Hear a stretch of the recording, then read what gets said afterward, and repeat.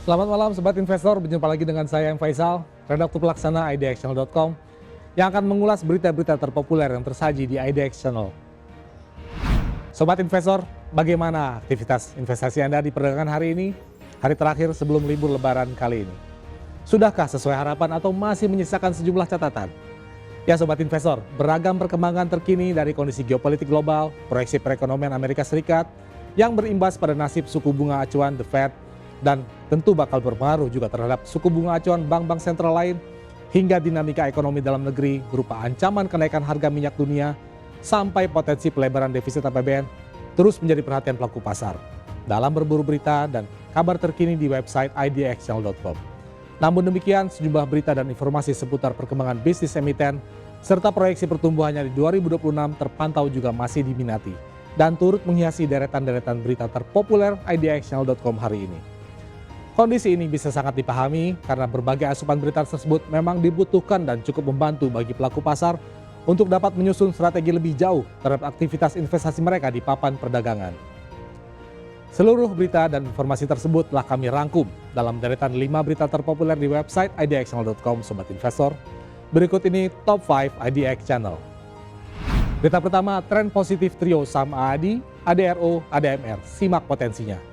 Membuka Top 5 edisi kali ini, kabar datang dari 3 emiten energi di bawah naungan konsorsium Garibaldi Thohir yang dalam beberapa waktu terakhir terus menunjukkan tren penguatan seiring dengan lonjakan harga batubara sebagai imbas dari konflik yang tengah berkecamuk di Iran.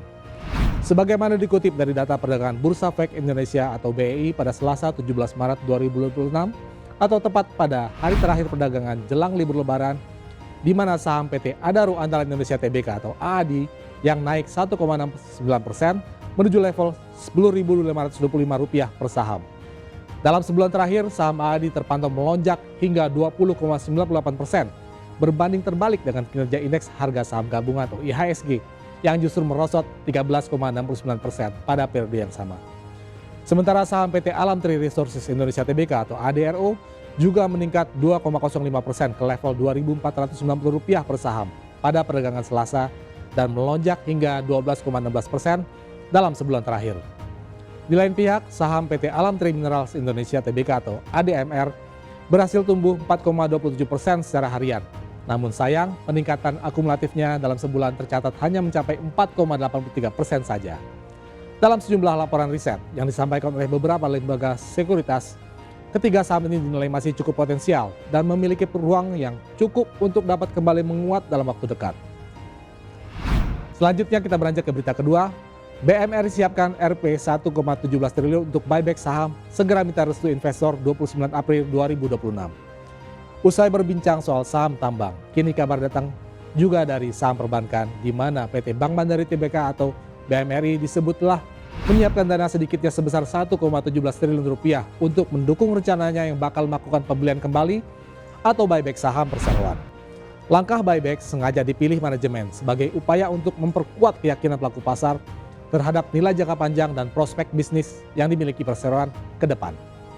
Pihak manajemen menyebut bahwa anggaran sebesar 1,17 triliun rupiah telah disiapkan, di mana seluruhnya dipenuhi dari kas internal perseroan. Rencananya, manajemen bakal segera menggelar rapat umum pemegang saham atau RUPS pada 29 April 2026 mendatang guna meminta persetujuan buyback dari pemegang saham. Dengan asumsi periode pelaksanaan buyback bakal dilakukan dalam periode 30 April 2026 hingga 29 April 2027 mendatang.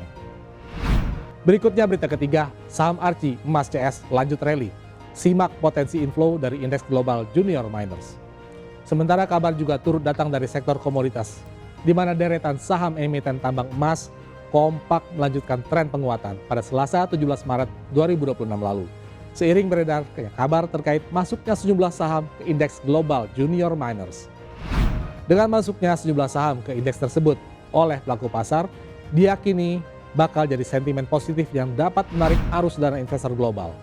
Beredarnya kabar ini melibatkan 3 saham komoditas emas yaitu PT Merdeka Gold Resources Tbk atau emas, lalu PT Arci Indonesia Tbk atau Arci, dan juga PT J Resources Asia Pacific Tbk atau PSAB yang tercatat masuk dalam hasil Rebalancing Market Factors Index Solution atau MFIS dari Global Junior Gold Miners Index yang notabene menjadi acuan bagi FunEx Junior Gold Miners ETF atau GDXJ.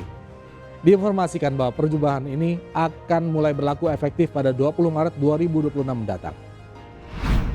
Kita lanjut ke berita keempat, BRMS bidik produksi emas 80.000 ons pada 2026, naik 11%. Untuk kali ini kabar juga datang dari emiten tambak milik Taipan Abu Rizal Bakri yaitu PT Bumi Resources Minerals Tbk atau BRMS yang membidik kenaikan produksi emas pada 2026 ini menjadi sekitar 80.000 ons. Target kenaikan produksi sengaja dicanangkan seiring dengan rencana manajemen untuk mendongkrak produksi dalam beberapa tahun ke depan. Pada 2025 lalu, BRMS diketahui berhasil memproduksi 71.886 ons emas atau setara dengan 2.236 kg atau meningkat sekitar 11% dibanding realisasi produksi pada 2024 yang sebesar 64.983 ons hingga akhir tahun. Terakhir berita kelima, Wintermar atau WINS kantongi laba 335 miliar rupiah pada 2025, turun 11%. Menutup program Top 5 edisi kali ini, kami juga akan membahas tentang kinerja PT Wintermar Offshore Marine Tbk atau WINS yang tengah melemah, seiring dengan anjloknya kinerja segmen kapal sewa atau charter. Akibatnya laba bersih dari perusahaan jasa transportasi migas itu tertekan menjadi hanya 20 juta dolar AS atau sekitar 334 miliar rupiah atau turun 11% secara tahunan. Padahal pada saat yang sama, laba operasional perseroan tumbuh 31% menjadi 23,3 juta dolar AS, seiring dengan cerminan ekspansi margin melalui komposisi armada yang lebih baik. Meski pendapatan perseroan sepanjang 2025 memang turun tipis sebesar 1,3% menjadi 81,3 juta dolar AS yang disebabkan oleh segmen charter yang anjlok hingga 64,3% dan hanya tersisa 4,9 juta dolar AS saja. Menurut manajemen, sebagian tren penurunan lebih dipicu oleh keputusan strategis dalam mengarahkan perseroan menuju model bisnis manajemen kapal berbasis imbalan jasa untuk skalabilitas yang lebih baik. Demikian Top 5 edisi IDX Channel edisi kali ini. Saya Faisal pamit undur diri. Harap diingat bahwa segala keputusan pembelian maupun penjualan saham sepenuhnya berada di tangan Anda Sobat Investor. Pantau terus berita ekonomi, bisnis, dan pasar modal hanya di IDX Channel TV, idxchannel.com, dan media sosial IDX Channel. Sampai jumpa.